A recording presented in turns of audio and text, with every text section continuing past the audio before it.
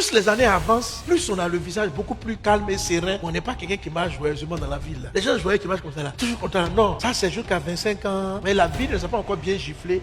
À un moment donné, ton sourire devient rare. Ce n'est pas que tu es forcément triste, mais tu es sérieux. Ton visage est sérieux. Mais lui, David, il était heureux. Abraham, dans la vieillesse, ils sont heureux. Et juste après l'expression heureux, ils sont rassasiés. Il existe quelque chose en Dieu, une disposition intérieure qu'il vous faut recevoir. Si nous avons ce que tu as vécu là, on ne peut pas finir heureux. Et il y a des coups encore qui t'attendent demain.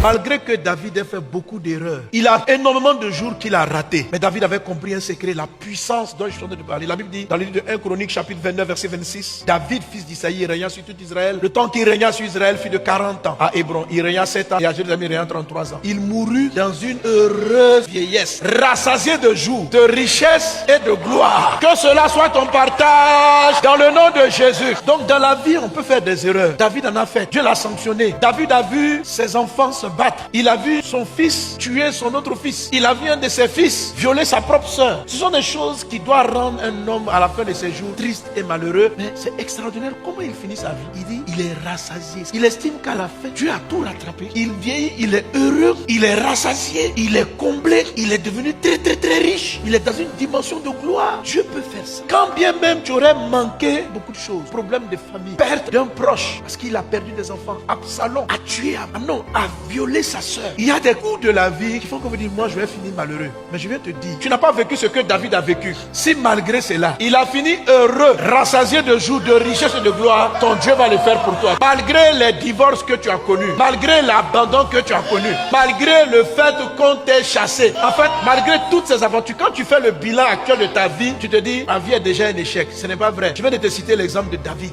Dieu le haut roi, poursuivi et chassé par Saül, devant se cacher, il a connu la mort des proches, il a connu la trahison, il a connu l'abandon, il a connu la galère, il a connu tout ça. Mais quand il finit sa vie, la Bible dit, il fait un bilan, il dit, j'ai bien mangé la vie, je suis rassasié, je suis comblé, je suis consolé, je suis restauré, je suis heureux, je peux maintenant partir en paix, j'ai de quoi laisser des biens pour les enfants de mes enfants. Qu'il en soit ainsi dans ta vie dans le nom de Jésus. Un des éléments qui empêche une personne de remplir sa vie, c'est l'esprit de la mort précoce, ou bien tous les esprits qui volent le temps. Joël chapitre 2 au verset 25, il dit ceci, je remplacerai les années qu'ont volé la souterraine, le Gélec, le Asile, le Gaza, ma grande armée que j'avais envoyée contre vous. Je vais remplacer les années. Il y a un phénomène en Dieu qui consiste, lorsque ta vie n'a pas été comblée, de remplacer les années. Je viens prophétiser que les années manquantes vont être remplacées. Pourquoi David peut finir content? Parce que quelque chose s'est passé. Les années qu'il a perdues à fuir, les années qu'il a perdues à voir ses enfants s'entre-déchirer, c'est comme si Dieu est venu et puis Dieu l'a comblé. De sorte que David n'est pas mort avec des regrets. La Bible dit clairement qu'il est mort heureux. Il n'est pas mort avec des regrets. On n'a pas dit il est mort chargé de ses victoires et de toutes ses défaites. Il n'est pas en train de partir, il dit quand je me souviens de ma fille Tamar, une si belle fille,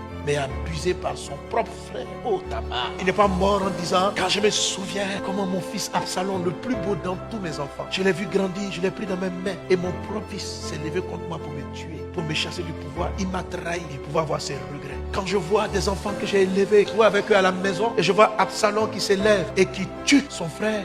Vous voyez, la vie de David est une série de drames, mais aussi des séries de victoires. Mais il y a quelque chose, c'est que toutes ces années de drames, pourquoi ça ne l'a pas poursuivi dans ses vieux jours? Pourquoi est-ce qu'il n'est pas mort malheureux? Qu'est-ce qui s'est passé? Il y a eu un remplacement. Il y a quelque chose d'impressionnant que seul Dieu est capable de faire. De sorte que, malgré les erreurs de ton histoire, malgré les coups de ton histoire, le futur s'écrive avec vigueur, avec force, avec la grâce de Dieu. Je vous en supplie par les compassions de Christ, d'écouter attentivement cet enseignement. Il va changer votre perception du futur. Il va changer votre vie. Il va vous empêcher de continuer à vivre dans la tristesse et dans le malheur et de recevoir un don spécial qui vient du ciel, qui permet à Dieu, malgré vos erreurs, de remplacer. Je dis, il y a 3 dispositions qui permettent à Dieu d'intervenir. Il y a la paix qui permet à Dieu de faire tous les miracles. Il y a la patience qui permet à Dieu de sortir le meilleur de tout. Il y a la joie. C'est la 3e disposition qui permet à Dieu de rattraper les années manquées, de te combler et de te faire réussir la suite de ta vie. Je veux que tu remarques que chaque fois qu'il est cité que ces gens étaient rassasiés, il est dit, il mourut dans une heureuse vieillesse. Rassasié de joie. Il était heureux. Mais est-ce qu'on peut être heureux quand un papa, quand une femme se souvient des moments où elle a passé avec son mari et il est parti? Souvent je regarde beaucoup de visages et la joie n'est pas là parce que le visage est marqué des expériences. Chacun donne voir des bons témoignages, mais les choses négatives sont aussi là. Et plus les années avancent, moins les hommes sont heureux. Plus les années avancent, plus on a le visage beaucoup plus calme et serein. On n'est pas quelqu'un qui marche joyeusement dans la ville. Les gens joyeux qui marchent comme ça là, toujours content. Non, ça c'est jusqu'à 25 ans. Mais la vie ne s'est pas encore bien giflée.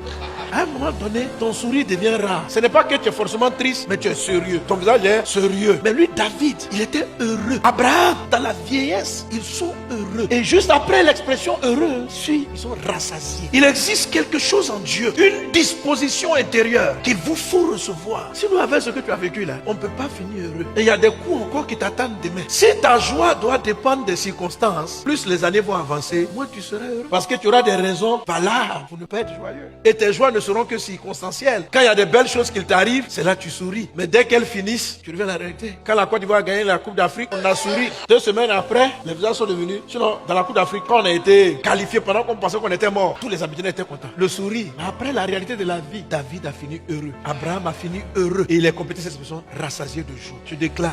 Cette parole entre en toi. Le bonheur divin est dans ta vie. La joie divine est dans ta vie. Tu es heureux dans le nom de Jésus. Quelqu'un va prier avec moi pour dire, Seigneur, je veux ta joie. Brenda Sakata. Roda Brada Soro Brada.